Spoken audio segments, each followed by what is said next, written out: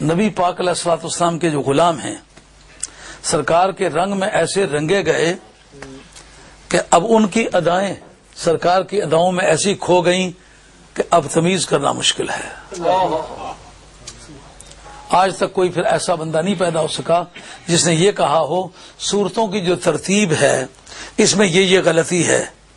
حالانکہ یہ تو سرکار کی ترتیب نہیں ہے، یہ تو صحابہ کبار کی ترتیب ہے. اس کا مطلب نکاح مصطفیٰ کی چھلنی سے جو پار ہو گیا ہے اس کی اداؤں پر معترض ہونا بھی یہ اہل ایمان کی عادت نہیں ہے، ایمان سے محرومی کی نشانی ہے. لیجئے اللہ کریم اس میں قیامت کے آثار کا ذکر، اس میں قیامت کے فیصلوں کا ذکر، اس کا مطلب اس میں اور اس میں مطابقت ہے. اور وہ صورت بھی مکی ہے، یہ صورت بھی مکی ہے. اس کا اس سے وہی معنی جوڑ ہونا کہ نزول کے اعتبار سے بھی وہ مکی ہے، یہ بھی مکی ہے، اور بیان کے اعتبار سے جس پر اس کا بیان ختم ہوتا ہے دوسری کے بیان کی ابتدا اس سے ہوتی ہے، تو مناسبت اسی بات کا نام ہے. ماشاءاللہ. آگے کہا یاسین. یاسین کے ایک معنی ہے زبان حبشہ میں خوبصورت انسان. سبحان اللہ. اچھا معنی. اگر یہ ہو تو پھر یہ لغت حبشہ کے مطابق ہوگی، اور لغات بنی طے کے مطابق یاسین کے معنی ہوتے ہیں انسان کامل. سید عبد الکریم جھیلی رحمۃ اللہ علیہ نے انسان کامل کے نام سے کتاب لکھی ہے، پڑھے تو مزہ ہی آ جاتا ہے. انسان کامل، لیکن پڑھنا بھی ماں کے لالوں کا کام ہے، جاتے جاتے بات بھی نہیں، معمولی آدمی نہیں ہے. انسان کامل، یہ اگر انسان کامل اس کے معنی کیے جائیں تو لغت بنی طے ہوگی. اور صحیح بات یہ ہے کہ حروف مقطعات میں سے اس کے معنی کو اللہ کے سپرد کرنا چاہیے. ایک بات ہم واعظین سے سنتے چلے آئے ہیں، محققین کی تحریر میں نہیں دیکھی کہ اس سے مراد نبی پاک علیہ السلام کے دندان مبارک ہے. یعنی سرکار دو عالم علیہ السلام کے دندان مبارک میں متوازن اور موزوں قسم کا فاصلہ تھا، اس لیے استعارتاً کہ اے یاسین کے دندان والے یہ کہنا سے. اگر یہ معنی کہیں پائے جائیں اس میں عیب کوئی نہیں، مگر محققین کی تحریر میں یہ دیکھنے میں نہیں آئے، ممکن ہے میری اطلاع میں نہ ہو. اللہ کریم کہتے ہیں اور قرآن کی قسم ہے جو بڑی حکمتوں والا قرآن ہے. مطلقاً قرآن مجید کی قسم فرما لی جاتی تو کیا بذائقہ تھا، حکمتوں والا کیوں کہا ہے؟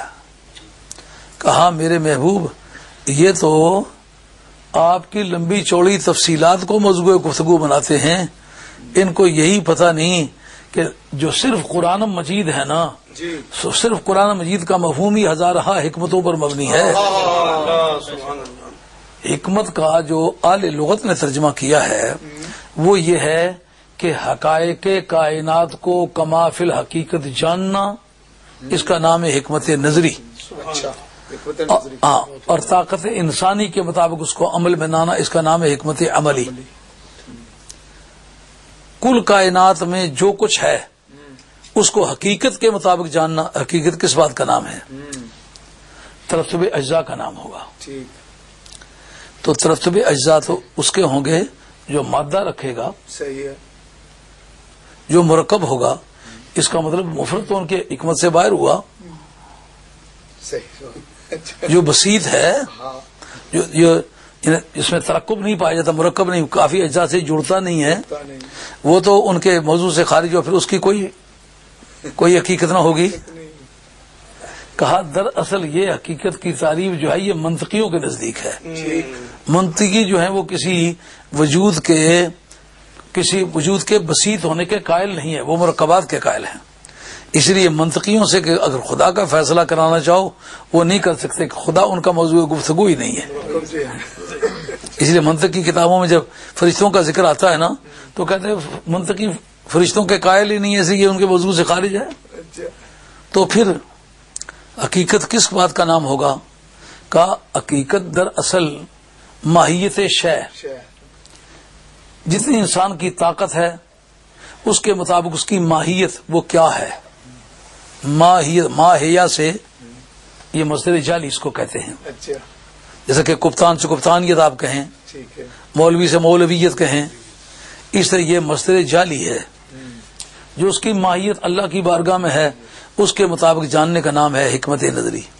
کیا مطلب نکلا؟ اور تو مرکب اور بسیط کے فرق سے نہ جانے تو یہ تو اس کی کمزوری ہوگی. لیکن میں کہتا ہوں میں خدا ہوں اور یہ میرا کلام ہے اور یہ حکمت پر مبنی ہے. ایسی کوئی حقیقت نہیں ہے جو قرآن پر کھلی ہوئی نہ ہو. اسی لیے قرآن کا جاننے والا سب سے بڑا حکیم ہے. علامہ اقبال مرحوم کہتے ہیں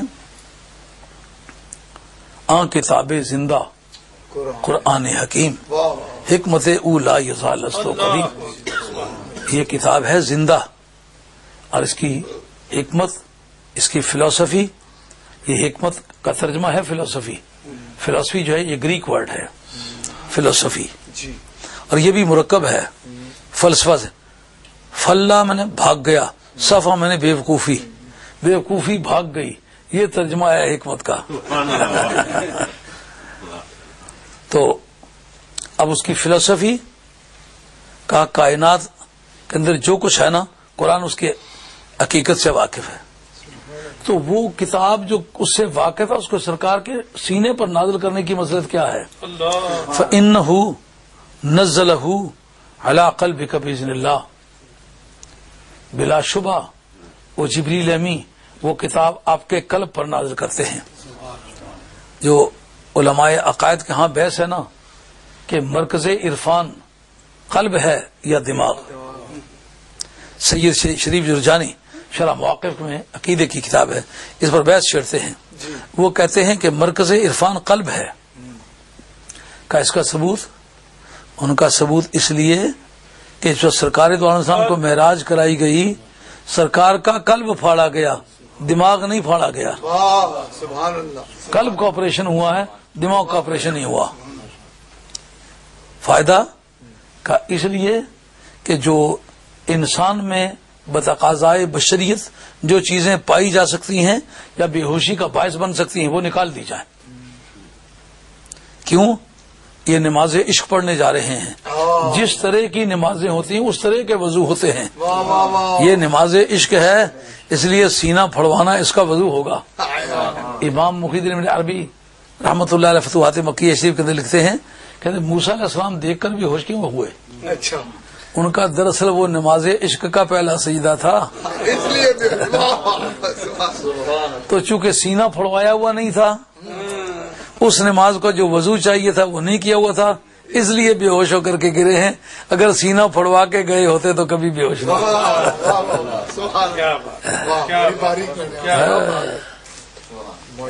آگے چل کر ایک اور موڑ پر امام محی الدین ابن عربی کہتے ہیں دراصل اس میں ایک سبب تو وہ تھا جو پہلے ذکر کر آیا ہوں. دوسرا سبب اس کا یہ تھا کہ اللہ کی بارگاہ سے لا ورب العرش جس کو جو ملا ان سے ملا، اور بٹتی ہے کونین میں نعمت رسول اللہ کی. ادھر سے جو کچھ آئے وایا مدینے والی سرکار آئے تو منزل پر پہنچ سکتا ہے، نہیں تو نہ منزل نہ پہنچنا.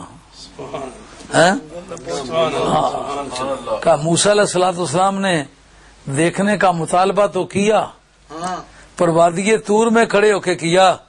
اگر کوچہ مدینہ میں کھڑے ہو کے یہ سوال کرتے تو کبھی رد نہ ہوتا.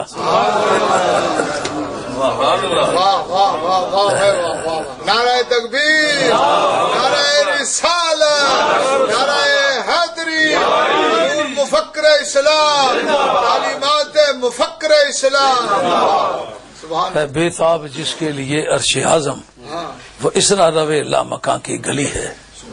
نہیں تو وادی طور کی پہنائیوں کو طے کرنے والا اور عظمت طور کی بلندیوں سے لطف اندوز ہونے والا وہ کسی کے کاخو کو کے بارے میں کیوں پوچھتا پھرے؟ صحیح ہے. یہ کہنا کہ اللہم اجعلنی من امت محمد صلی اللہ علیہ وسلم اور کوئی نبی نہ کہے، کوئی رسول نہ کہے مجھے ان کی امت بنا دے، یہ کیوں کہتے مجھے ان کی امت بنا دے؟ ٹھیک. ان کا دراصل جو دیدار کا مزہ آیا تھا نا اس نے احساس مرتبہ سے بیگانہ کر دیا. واہ واہ واہ اللہ. محبت کی